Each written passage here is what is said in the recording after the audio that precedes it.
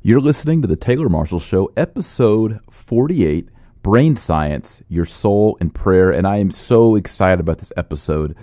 For many years, even in grad school, I've studied this brain-mind problem, and I'm very interested in brain science and brain waves and hormones and neurotransmitters. So we're going to talk about all that in relationship to mental prayer and mental health, how understanding your brain and practicing real mental prayer is going to improve not only your mental health, but your physical health. All of this coming up in this week's episode.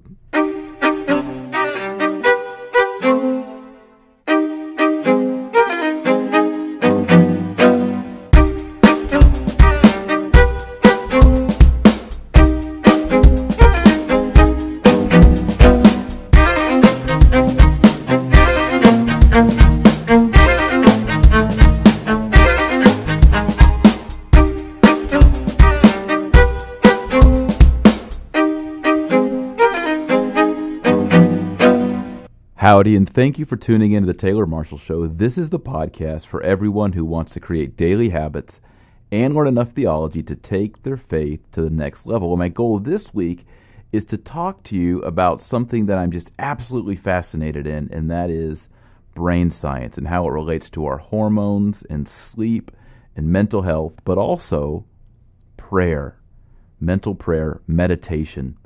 And in particular, I want you to understand what is happening inside your physical brain when you are meditating, when you are engaged in mental prayer.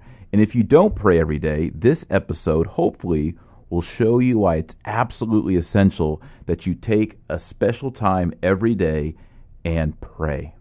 And when I say pray, I mean mental prayer. Some spiritual directors will call this meditation.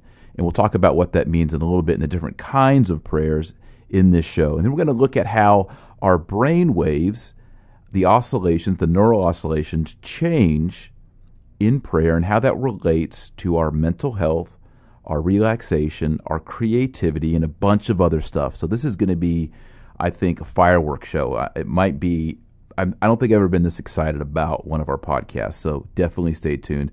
Our proverb of the week is actually not a proverb. Occasionally I switch this up. It's actually a psalm this week, and it goes with our featured segment.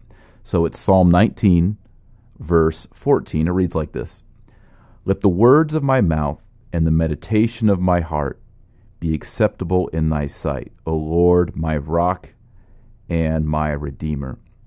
So we want the words of our mouth to be acceptable to God our Savior, and the meditation of my heart. Now, this implies that there already is a meditation of your heart. And so this is one of the things that we want to cultivate in our lives is a daily meditation. And I'm not talking about, Buddhist Zen meditation or sitting cross-legged with your palms up and chanting a mantra that's meaningless or worse, a cult. I'm talking about getting connected with our Lord Jesus Christ on a daily basis and on a level that maybe beyond words, beyond even symbols, something profound, something that's even better than any drug you've ever tried or anyone's ever experienced, better than alcohol or any of the pleasures in this life, being tapped in to the infinite God and being in His presence. Wow, it's amazing. All right, so let's get on with the show here. Our featured segment, Brain Science, Your Soul in Prayer. Oh, I just saw a note here that before we get into that, I want to thank all of you. I was looking at the analytics. Every week, my assistant, Julian, posts the analytics in the show notes of the podcast. And this week, I was amazed to see that our downloads have reached over 200,000. That's right. As of today, there are 206,082 downloads to this podcast. That is absolutely stunning. I can't believe it. Thank you so much. That is a lot of downloads. It's hard for me even to fathom this. Not only is this an exciting topic today, brain science, but just seeing that is, it blows me away. I don't know what else to say. It's crazy. I mean, it's like if my speaking agent, called me and said, "Hey, there's this conference. They want you to speak at it, and it's 200,000 people." I wouldn't know what to say. And so this podcast has been an amazing apostolate. It's very rewarding for me, and I thank you so much for all of your support, all the kind comments and ratings over at iTunes, and all the people who share it with their friends. Thank you so much. We're just coming up on a year here. This is episode 48, so when we get to 52, we can celebrate a year. But it's really successful and really amazing. And when I look back on my life and I think about having been an Episcopalian minister, a priest, a clergyman, there's no way I could have ever had a congregation or a pulpit presence with something like 206,000 downloads in under a year. So thank you so much for all of you that listen. This just means the world to me. I wanted to celebrate that with you. And hey, here's to moving forward to I don't know, maybe the next landmark is 500,000. I just thought is worthy to say, wow, here we are, 206,082 downloads. Thank you so much. Okay, featured segment. See, my brain science, my brain went into overload right there because I was so excited. Brain science, your soul, and prayer. Now, when it comes to prayer, in the Catholic tradition, there are three kinds of prayer. The first kind, you probably remember this from your catechism days, but the first kind is vocal prayer. The second kind is mental prayer. And the third kind is contemplation. Now, vocal prayer, the first kind, is the lowest kind, and it is reciting prayers that are already composed.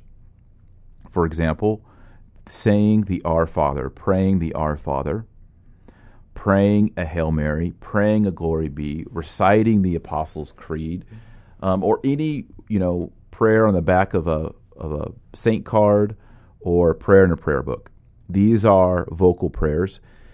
You don't necessarily have to use your vocal cords. It could just be said in your mind, but it's something that is more external to who you are. Now, of course, they can be internalized and brought into mental prayer contemplation, but at the very base level, you can pray in Our Father and literally say the words, hallowed be thy name, thy kingdom come, thy will be done, right? But it's not something that you're composing yourself in your own mind. It's not something that's original with you. And so that moves us to the second level of prayer, which is mental prayer.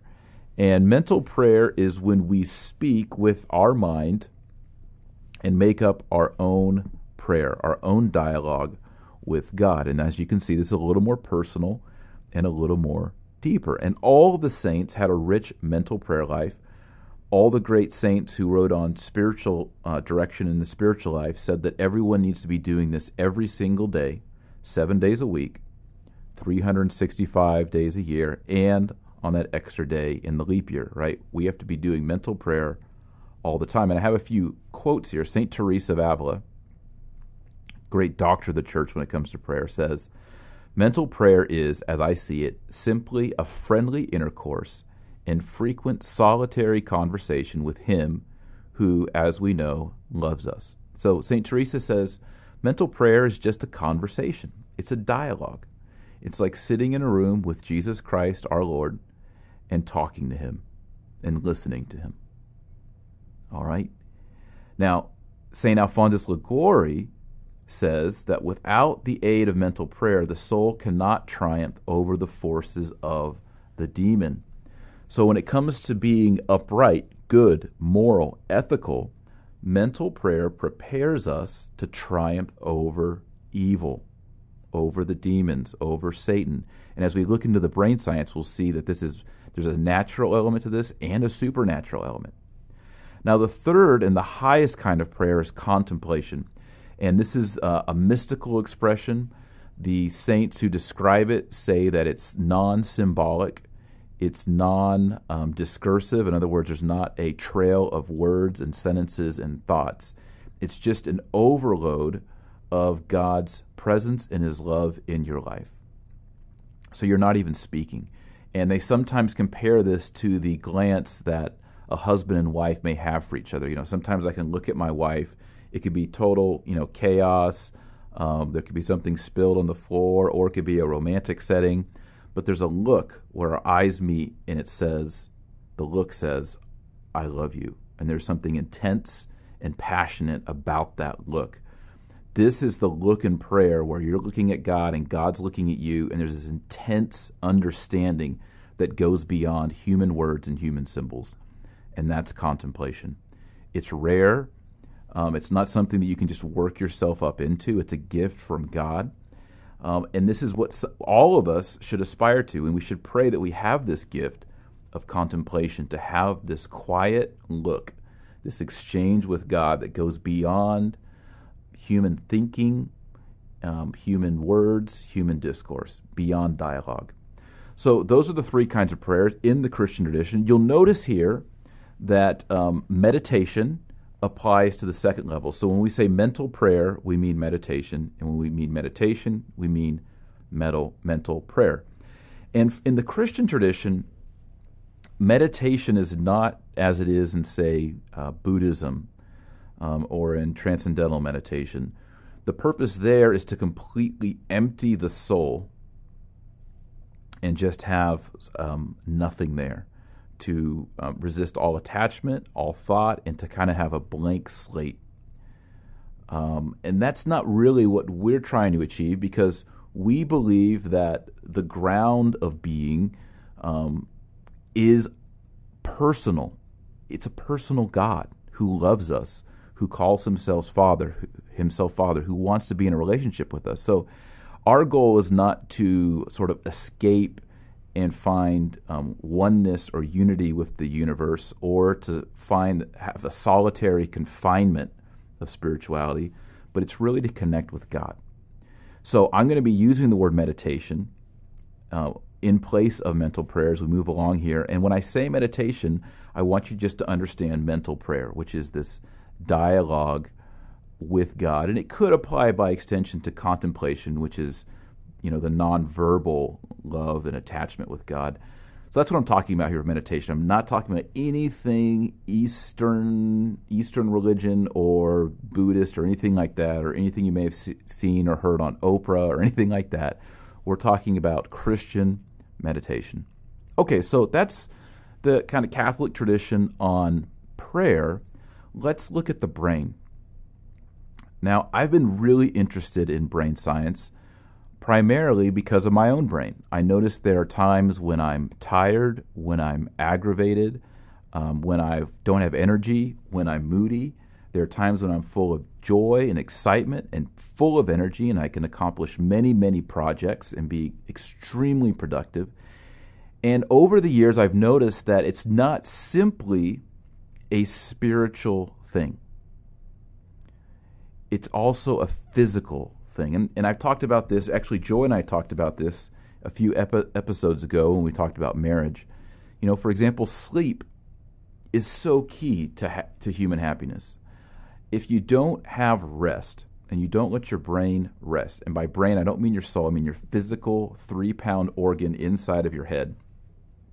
If you don't let it rest and slow down, and we're actually going to take a look at the neural oscillations, the brain waves, and how it relates to our brain function. But if you don't let it rest, you're not going to have the hormonal and chemical balance that's needed for your brain to function properly.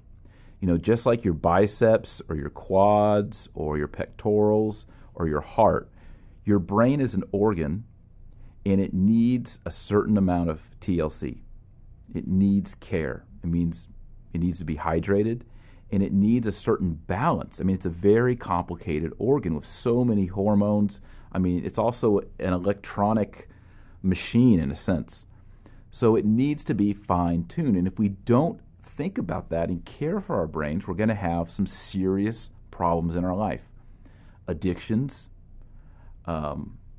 depression, and interpersonal problems as well. So today I wanted to just introduce you to 3 chemicals in the brain that you need to know these terms. You need to know how these chemicals work in your brain. And I would encourage you to get on the internet or go on to Wikipedia. The Wikipedia articles on these topics are actually very well written and very good. Wikipedia can sometimes be hit or miss, but I found over the years Wikipedia is getting better and better because serious people are going in there and editing. And I think you can learn a good bit here just by Googling and going into Wikipedia and just getting kind of a basic Brain 101 education. So the first thing I want to start with is dopamine. You may have heard about this. You may have read about it. Dopamine is a neurotransmitter, and it's responsible in our brain for things like pleasure, enjoyment, but primarily pleasure and enjoyment in the context of reward. And it reinforces our behavior. All right, and it can also serve as a natural amphetamine. Now, when it comes to, say, smoking, drug use, sex, or even your little iPhone in your pocket vibrating, all of those things are giving you a little dopamine boost, a little reward, a little pleasure. So when your iPhone buzzes in your pocket, it says, hey, you are important. Someone texted you. Someone called you. Someone posted a picture of you on Facebook. Someone tweeted you. Someone retweeted. However you have your notifications set up. On my phone, in order to avoid all this, I have all my notifications to off, O-F-F. I don't want dopamine surges related to my phone, and so I've turned them all off. Maybe you do. I would encourage you not to, and you'll probably see as we move along in this podcast why that is. But all of these things are rewarding us and giving us these little jolts, these little surges of dopamine. Now, dopamine is not bad. In fact, it's really good, and we want to have a natural dosage of dopamine in our lives. And if you have a low dopamine, here's what happens. People who have low dopamine tend to be eccentric, loners, procrastinators, codependent, and have obsessive behaviors. Also, drug addicts and alcoholics also tend to have low dopamine stores, okay, because the drugs and the alcohol are used by them to boost or to artificially replicate a natural boost. And, of course, we can realize right away that that's not a good thing. So low dopamine people have addictive personalities. And if you have an addictive personality, you may want to consider this and learn and study more about dopamine. It has to do with gambling. You can see right away that gambling is based upon a pleasure of a reward in the form of money, sometimes unexpected money, and it gives you this dopamine burst. By the way, remember, God created all of this, so there's a natural and right way for it all to work. But if you're low on dopamine, you may have an addictive personality. You may be a loner, sometimes more shy, less social, but more likely you have a sense of low energy and just feeling burnt out all the time. And I felt this way before. It can also be associated with a low sex drive, a low libido, gaining weight, not in the form of muscle, but in the form of fat. And it's going to increase in you the stress hormone cortisol, which is really bad, and we're going to get to that in just a minute. Okay, so we don't want this. And one of the quickest ways that you can help regulate your dopamine is reduce simple sugar and simple carbohydrates, right? Because that metabolic process of the injection of sugars does affect the way dopamine is regulated. And so doctors recommend that you cut sugar or things like high fructose syrup or anything that's just very simple in its sugar, reduce it. Just get rid of it to the best you can. Okay, the next one I want to look at is a neurotransmitter called serotonin. Now, serotonin is involved with sleep and memory and many other neurological processes, and it acts also as an antidepressive, a natural antidepressive. Now, people who have low serotonin can also have a lack of motivation and be gloomy, discouraged, or depressed. Again, I felt all those ways before. And I think all of us have felt that way before. Just because you've felt gloomy or discouraged or depressed doesn't mean you necessarily have low serotonin. Okay, these are more of a lifelong annual feeling, not just having a bad week or a bad month. Okay, so don't listen to this and be like, oh my goodness, I'm low on serotonin. I just want you to be aware of it, because as we move on, I think you'll see how it relates. And one of the best ways to boost your serotonin, according to doctors and study, is exercise. Hard cardiovascular exercise, where your heart starts pumping and your pores start sweating. And I've mentioned before on this podcast that I really think sweating on a daily basis is good for you. I think it gets rid of toxins. I think it gets your heart moving. And I think it really brings a lot of oxygen to your brain and it moves things around. And it gets your muscles full of oxygen and full of blood. And I think you just generally feel better and think better. And also this is related to this neurotransmitter, serotonin. Okay, so we need dopamine is related to these boosts of pleasure and joy based on reward. We want to be careful how that's regulated.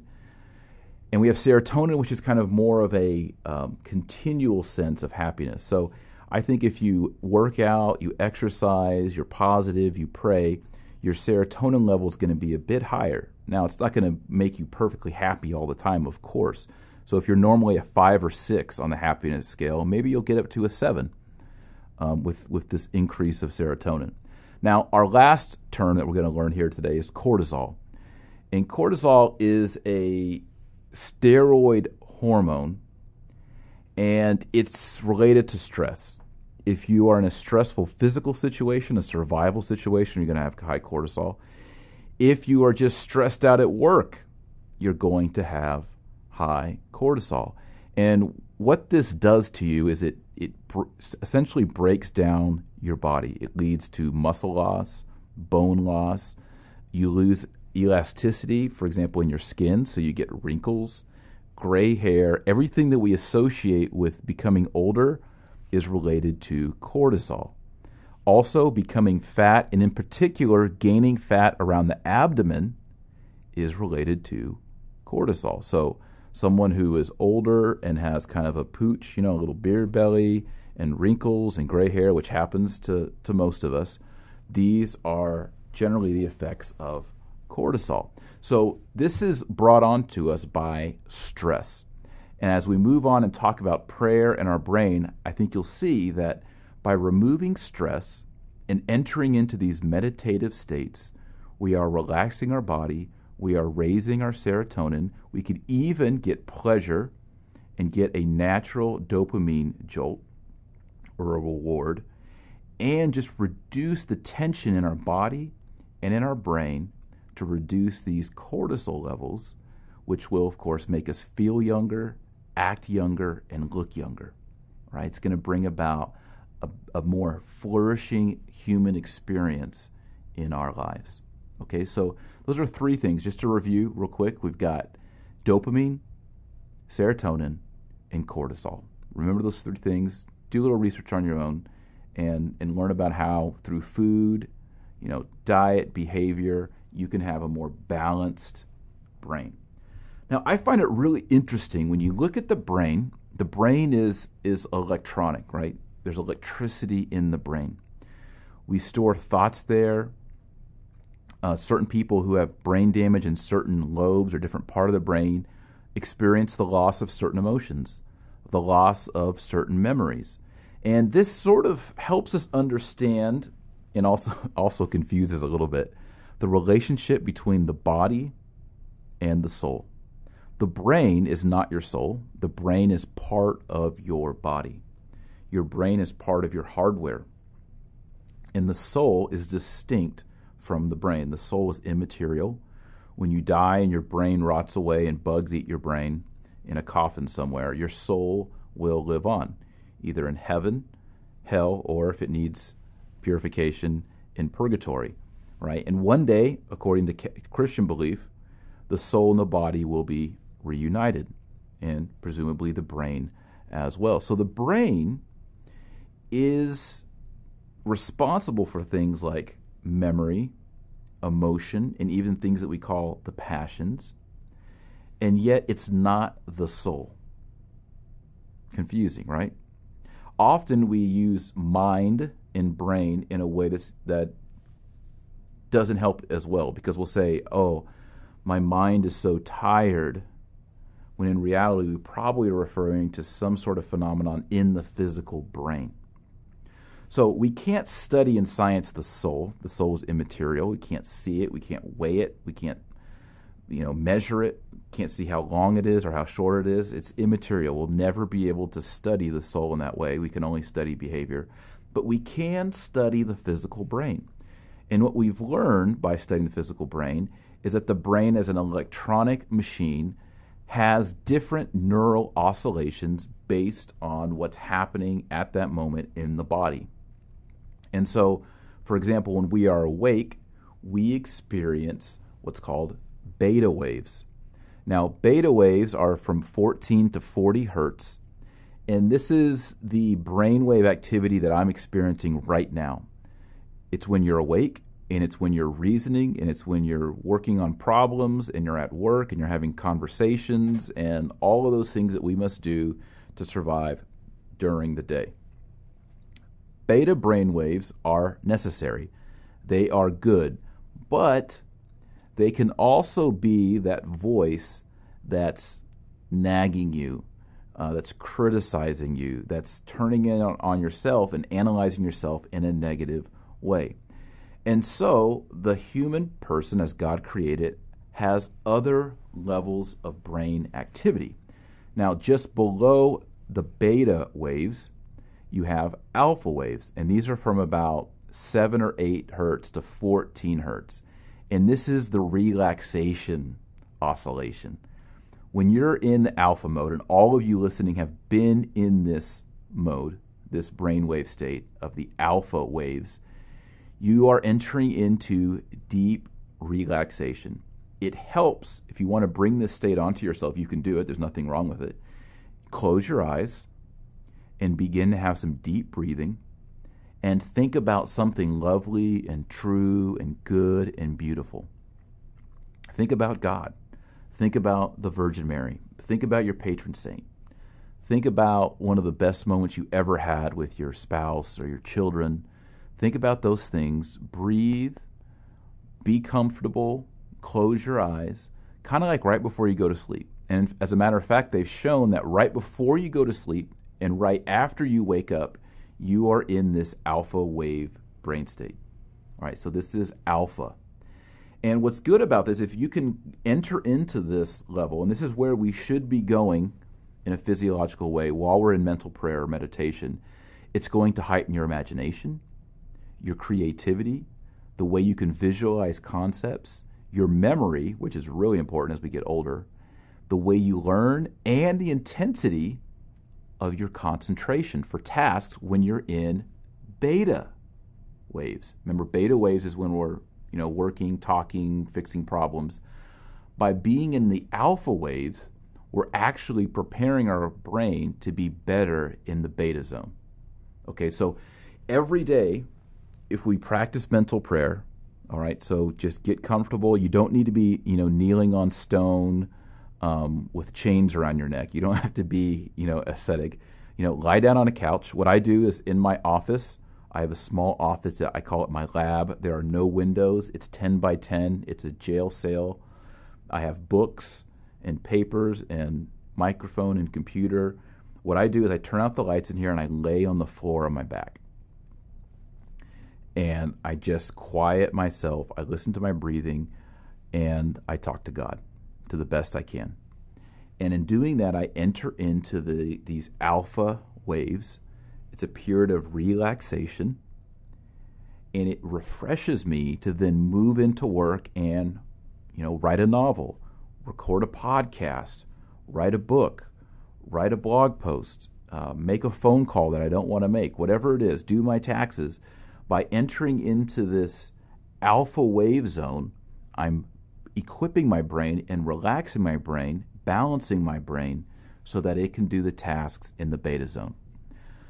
But wait, there's more. Okay, below alpha, so we've had beta at the top. Below that's alpha, that's relaxation. Below that, we have theta waves. These are 4 to 8 hertz. Okay, now this is going to be deeper meditation and sleeping. So when you fall asleep and you're dreaming and you experience what scientists call REM, rapid eye motion, you are in theta. your brain, your neural oscillations have slowed down to 4 to 8 hertz. And this is really the realm, some people would say, of the unconscious or the subconscious. It's the place of dreams, which can be very pleasant or they could be very scary. I had a dream last night that I was kind of like in a place where I couldn't breathe. There's like fabric all around me, and I was trying to move down and get out, and it kept getting tighter and tighter and tighter, and I felt like I couldn't breathe. A very strange dream, but that was kind of a scary dream, whereas sometimes you have dreams where you're meeting amazing people and doing amazing things and flying or having a religious experience. Whatever it is, in this level, in this theta zone, you are in a more, or I should say, a less conscious zone. You could be awake and be in deep meditation, or you could be asleep and be in a dream state. I think I myself have experienced this theta zone while awake. It's a very lucid, imaginative kind of prayer. I wouldn't call it necessarily contemplation, but it's almost like a prayer where you are communicating with God, but there's no words, but there's images instead. So the way you're communicating is symbolically, but it's through imagery, through symbolic visuals, or through some sort of progress of a vision. This would be in the theta state, so completely relaxed, almost out of body. You're not aware of the physical surroundings that you're currently in at that moment. And then below theta, we get to delta waves. And delta waves are real slow. We're talking 0.5 to 4 hertz. This is deep sleep, or what some scientists call slow wave sleep. This is when you sleep so hard you don't dream. I know all of you listening have experienced this. I do from time to time. You're so exhausted. This is usually, when we've had sick children or traveling or an illness. You go to sleep and you wake up and you're like, whoa, I was sleeping so hard, and you have there's no memory of any kind of dreams. You can feel that your brain was almost dead for like 8 to 10 hours. This is the deep sleep waves, or delta.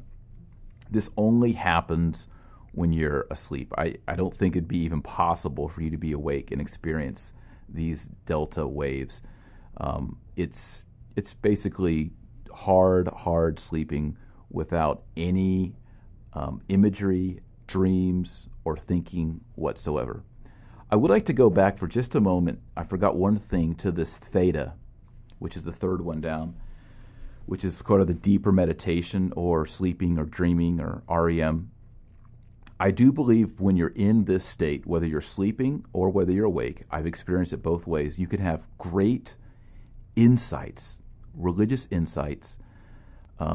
This is a place where you can learn a lot. I've been thinking of theological problems, and I actually get the insight from God in these states. Or sometimes praying the rosary, I think sometimes I can fall into this state and God can teach me something extremely important. It's almost like these light bulb moments that go off. I think, the creative, I think of myself as a very creative person, and the most creative ideas I've had have come during this time. And on the blog elsewhere, I've sometimes said, all the great things that I've ever learned theologically have happened usually while I'm praying the rosary. And I think because sometimes when I'm praying the rosary, I do fall into this sort of deeper meditation, this deeper dialogue with God, and my brain is falling. There's no way of knowing unless I strapped a bunch of stuff on my scalp. But my brain is falling probably into this theta zone, and I imagine that you've probably had that same experience, a really profound, deep mental prayer or meditation. Now, before I make some conclusions here, I just want to leave a caveat that all the saints say that if anyone styles himself as an expert in mental prayer or meditation, don't believe him. Don't listen to him. So I want to distance myself from that title. I'm not an expert. I am hardly even a novice when it comes to mental prayer or meditation. It's just something that I'm very interested in, so I've read some of the literature. I myself am not a saint. I am not a deep mystic. I don't have private revelations for you or things that are going to unlock your life and just change it all in the next week. I'm not claiming any of that. What I am claiming is we can understand mental prayer, the benefits of mental prayer in the context of neuroscience. So let's make some conclusions here. Well, we see that the brain is a dynamic organ. It's regulated by chemicals, hormones, these neurotransmitters we talked about, dopamine, serotonin. And we do know as Catholics that there are people who struggle with severe depression, and it's not necessarily a spiritual problem. In fact, it could be entirely physical. Just as people are born blind, people are born without the sense of hearing, some people are born without certain limbs, some people are born with a chemical imbalance in the mind. And some people are born with just lower levels of what they need to function. And we as Christians recognize this. We endorse the medical sciences, and we also, in certain cases, endorse the use of medication and antidepressants to help these people who are suffering from these natural maladies. And so because we grant all that as Christians and as Catholics, we can also grant that even amongst us who do not have clinical mental health problems, we can see that in our daily life, by the way we eat, the way we sleep, the way we exercise, and the way we pray, we can condition this physical organ called the brain. I think it's important as we make our goals for next year, and I really think we should start thinking about our goals for 2015 here in about October, November, because it's always too late when you do it on December 31st. So we need to start thinking about our goals. How will we have a more physical, a healthy physical body? We talk about that all the time. How will we have a healthier brain? Because this is going to help us to have a better emotional life, better relationships, and be more productive in those other goals that we make, whether they have to do with exercise or paintings or writing a book or growing your business or meeting your future spouse or whatever it is. You need to have a healthy brain, just like you need to have healthy skin and healthy hair and a healthy stomach and all of those things, because the brain is part of your body. And because of that, it has a relationship with your spiritual life. So it would be foolish for us to say, oh, the body doesn't matter. All that matters is the soul. This is a Gnostic understanding of Christianity. All that matters is the soul. And so I'm going to abuse my brain by not drinking enough water, by not doing any cardiovascular exercise, by maybe introducing chemicals which are going to mess up the regulation of dopamine and serotonin, by doing things that stress me out, by making too many commitments, by listening to negative self-talk. All of those things are going to raise your cortisol levels, which are going to damage both your brain and your physical body. So all of these things work together, and you can see the beauty of God's handiwork in creating Adam and Eve, because when he created humans, he created rational animals that weren't just like the other. I mean, in a sense, we have eyes and nostrils and fingernails and hair. We have bacteria living on our skin. We have bacteria living inside of us. We have all the things that animals have. We have to go to the bathroom. We have to reproduce in the same way that dogs and cats and pigs reproduce. But he also added a dignity, the dignity that the angels have, which is an intellect and a will. And he combined all that together and made human beings. And we as humans, following the virtue of prudence, need to see the balance there and to take care of that balance so that we can flourish. And this is really the life of virtue, and this is what we see in the lives of the saints. People who were able to excel at being human by the power of sanctifying grace. What was natural about them, their human nature, was perfected, healed, and elevated by grace. And sometimes that grace operates not in a way that's just like, boom, you're now sinless, or boom, you have a perfect body, or boom, your brain chemicals are all in alignment. Usually it has to do with observation, habituation, acquiring virtue, study, knowledge, and hard work. Right? I mean, that's how the Christian life works. Very few of us have a knocked off your horse on the road of Damascus super conversion where we become an apostle in 24 hours. It takes a life of grace and of discipline to become a person of excellence. And I know all of you listening want to become persons of excellence. You want to become the best version of you because that is what God sees when he looks at you. He sees the potential of who you could become, and that makes him so happy. So agree with that plan. Say, yes, I do want to be a great person, and I am willing to study and to do what's necessary to flourish physically, spiritually, and mentally. So the closing challenge is to set aside a time of mental prayer every day. Lately, I've been breaking it up into morning and evening, and I've also been, since I've been studying this brain science, trying to situate it to when I wake up and to when I go to bed, because I know naturally I'm already in the alpha zone of brainwaves. I'm already in a relaxed state when I wake up, and I'm in a relaxed state as I get into bed and hold my wife's hand and pray and just sort of settle down for the day and for the night, examine my conscience. That's the time when I'm going to be the most relaxed and my mind's going to be most attuned to the things of God. So I would encourage you to find a time in the morning or a time in the evening to do this mental prayer. Set your alarm clock on your phone for 5 minutes or 3 minutes and try to work up to 15 minutes and talk with God. And I've found sometimes using verbal communication gets me thinking about problems. And so what I've been doing lately is using images and speaking to God with images, almost like a movie. You know, picture a movie scene and you be the director and you guide the movie as you communicate with God. I hope that's helpful. Try that out. And if you have more suggestions or suggestions for the rest of our community, go to taylormarshall.com and go to Weekly Podcast and leave a comment here on episode 48, Brain Science. So we'll close with that and we'll move on to our tip of the week.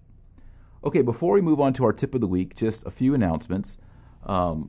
We have the pilgrimage to the Holy Land. I'm leading a pilgrimage February 1st through the 11th in 2015. We'll be doing all the major sites and renewing our baptismal vows at the Jordan River, and we'll be doing stuff like talking about prayer over dinner and all the things that we talk about in this podcast. It's going to be an open forum all day long as we follow the footsteps of Jesus across the Holy Land and Jerusalem. So if you're interested and you want to reserve a spot, you don't have to pay. You can just reserve your spot. Go to pilgrimages.com/Taylor Marshall. Pilgrimages.com/Taylor Marshall.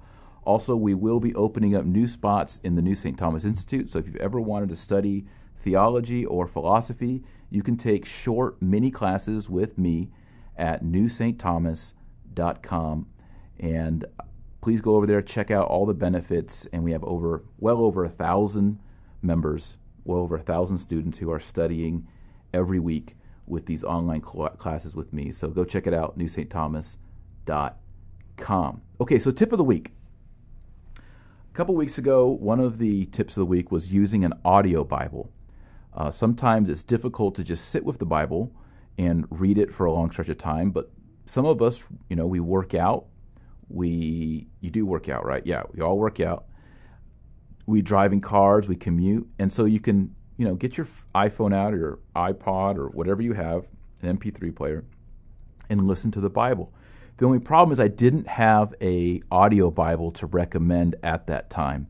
Well, now I do. I've done a little research. I've tried several, most of which I found, as usual, to be disappointing.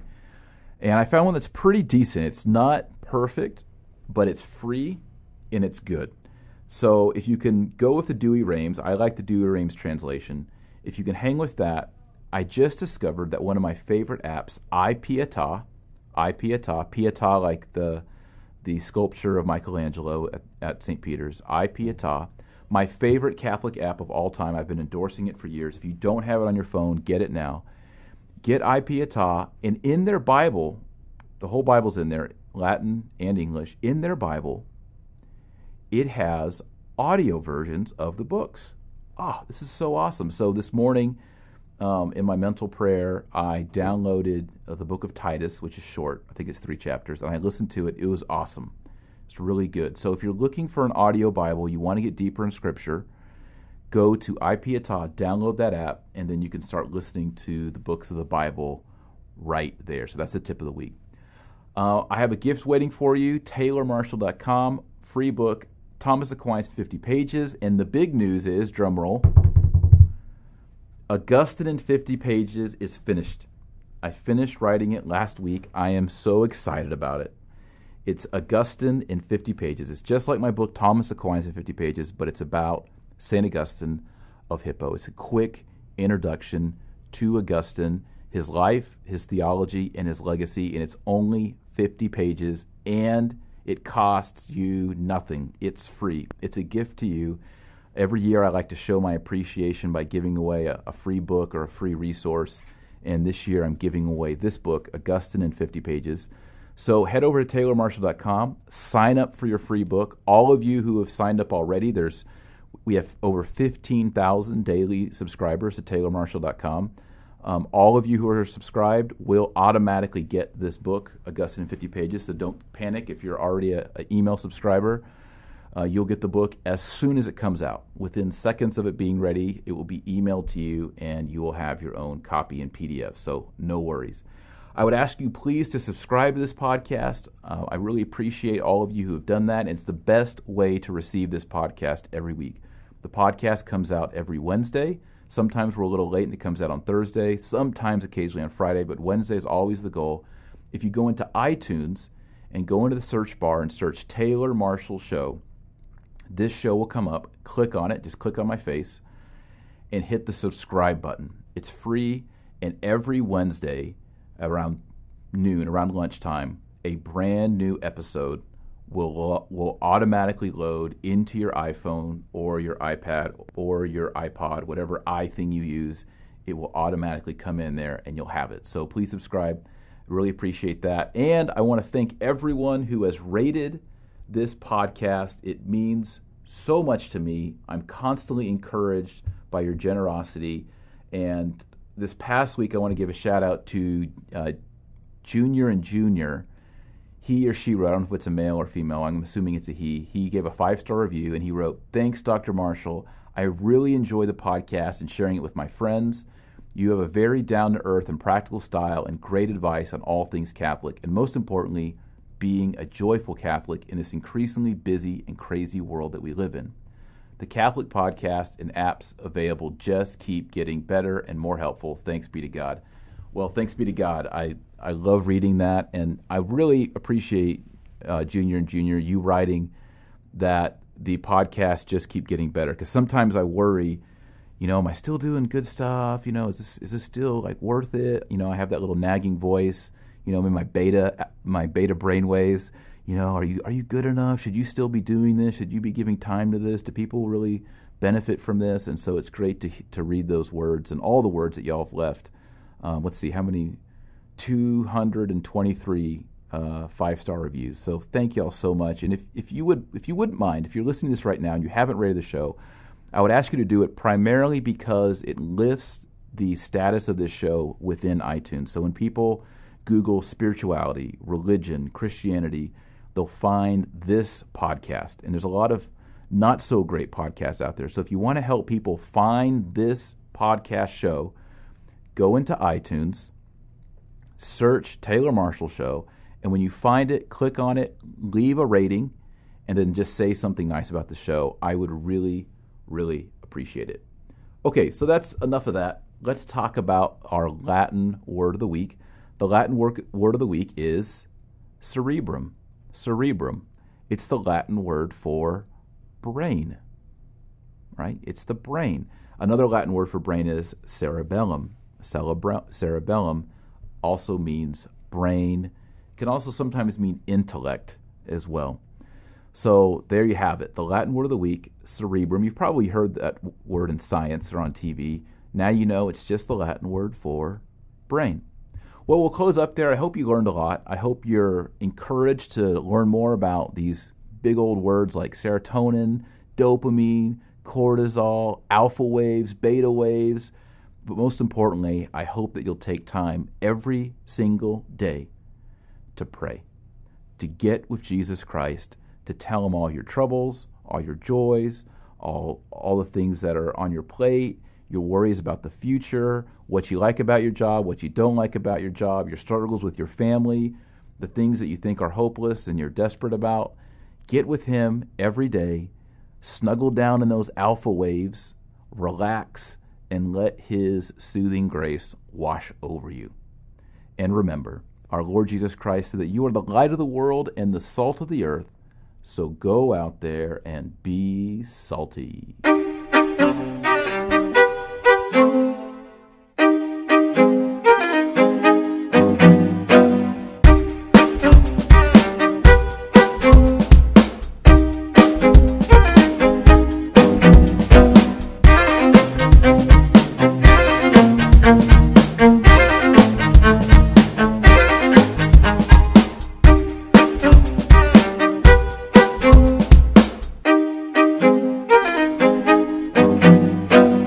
One last announcement, I forgot to mention it, for those of you that are still listening at this point. In the next several months, I'm going to try out what I call audible essays. These are going to be short podcasts. They'll be in this feed just like normal, but these will be shorter podcasts, maybe 5 minutes, just little bursts, little intellectual essays that maybe don't merit a whole episode, but still are something that I want to share. So if you start noticing occasionally some short podcasts, these are the audible essays. Look for them maybe towards the end of September or October. All right, thanks. God bless.